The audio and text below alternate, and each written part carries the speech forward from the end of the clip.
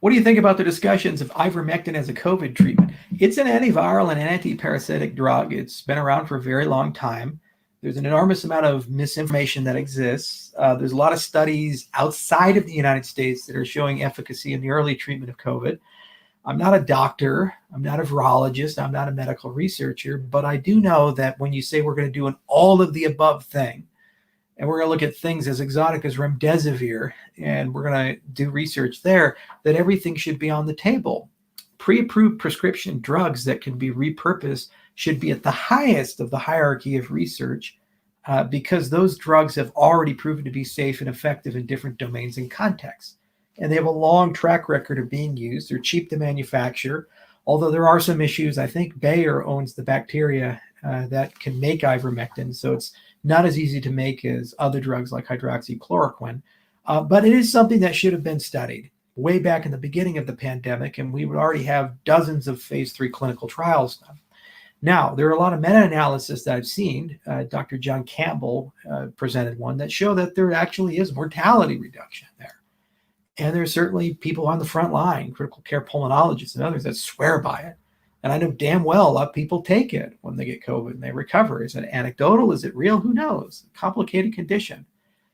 But what's extraordinary to me is that people with bachelor's degree in journalism that are so far away from medicine, they don't even know where your organs are in your body, go ahead and proclaim from the tower that the drug does not work and it's horse dewormer. Person who discovered it got a Nobel Prize. It's not. It's used in humans. I've taken it once in Africa. It's a common drug. Billions of people have probably taken it through the years. So it's extraordinary to me that they've taken that position as if that's an established fact. And they say, trust the science. And you say, okay, well, what scientific stuff has come out that shows that that doesn't work? Not a lot. There are some credible placebo-controlled phase 3 clinical trials, double-blind, that are coming out with a large enough cohort of patients that will probably get an idea of the efficacy of ivermectin. It's more likely to work than hydroxychloroquine, but who knows? But it's just one of many, many, many things that goes into treating COVID as a condition. And you can't put all your eggs in one basket. I think the principal argument against ivermectin is this belief that somehow, because ivermectin's around, if it was to work, it would prevent people from getting vaccinated. That's another interesting topic. 73%, I think, of the adult population in the United States are vaccinated. Last year, this time, we had about 9 million active COVID cases. This year, this time, we have 9.2 million active COVID cases. And the unvaccinated population was 100% this year last time because the vaccines weren't out yet. Okay, there was insignificant amounts of like phase 3 clinical trial people that had some degree of immunity, but okay. So the vaccines don't stop the spread and they don't stop people from getting infected. What they do is they stop the emergence of hospitalization and death, which is exactly what we want. So if you get infected from any variant of COVID post-vaccination, there's a very high probability that that the vaccination will, combined with the natural immunity, give you broad spectrum immunity. So there was a very famous virologist who was on the Joe Rogan podcast named Vincent Rocaniello, and Vincent is from Colombia. He's been doing this for fucking forever. And he runs a podcast called This Week in Virology that I do listen to a lot. And he mentioned that there's a lot of evidence that if you stack a vaccine with natural immunity, these two things together create a broad spectrum immunity that seems to hold up regardless of the variants that are present. So if that's the case, this second wave we're seeing, given that everybody's vaccinated, that means we won't see another wave next year, which is why it's bizarre to me that we have these booster shots being pushed. They're not necessary. If the vaccines are protecting the vast majority of vaccinated people with these variants that are in circulation from hospitalization and death, if you look at the ICU numbers, I looked them up recently, 25,000 people in the United States are in ICU with COVID out of a capacity of about 90,000.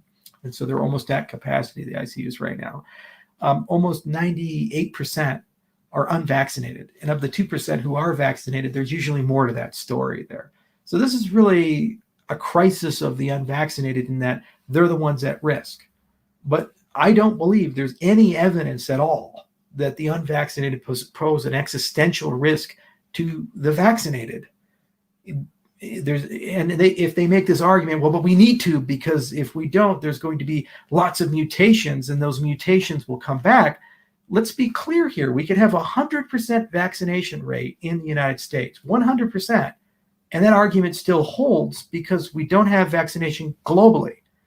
So the only way of stopping that would be to restrict all travel in the world and have quarantine zones at the borders, like the Black Death is coming out. So unless that's the mindset, there's no logical consistency in this argument that the unvaccinated are an existential threat to the vaccinated. They're not.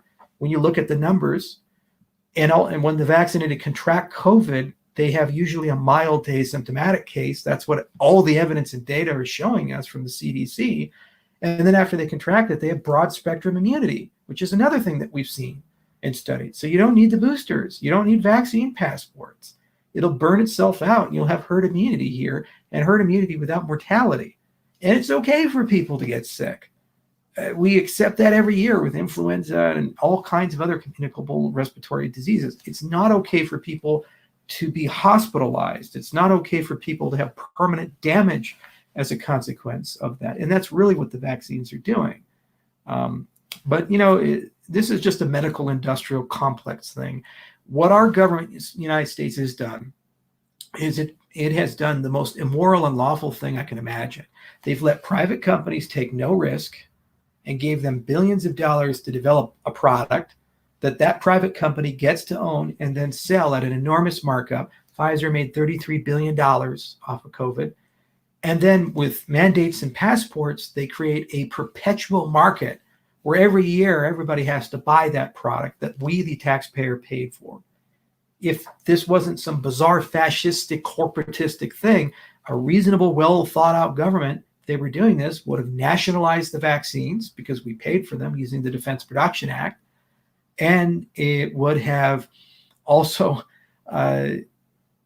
taken the liability protections away. And so if you get harmed from the substance, you can sue the government because they nationalized it and they take that liability.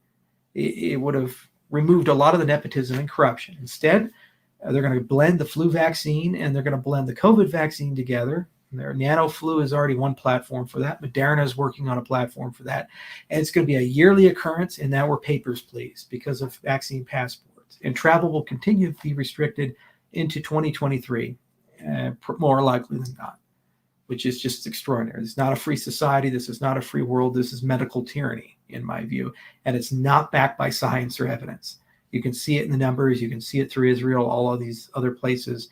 And they say, oh, but the ICUs are filled. They're filled with unvaccinated people. Be fucking real about it.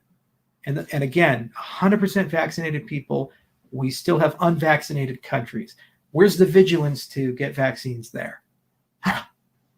Well, this whole allowing private companies to own these things that are connected to national security kind of prevents that, because a CEO of a private company gets to decide instead of the world with open source vaccines. Going back to patents, which I hate so much.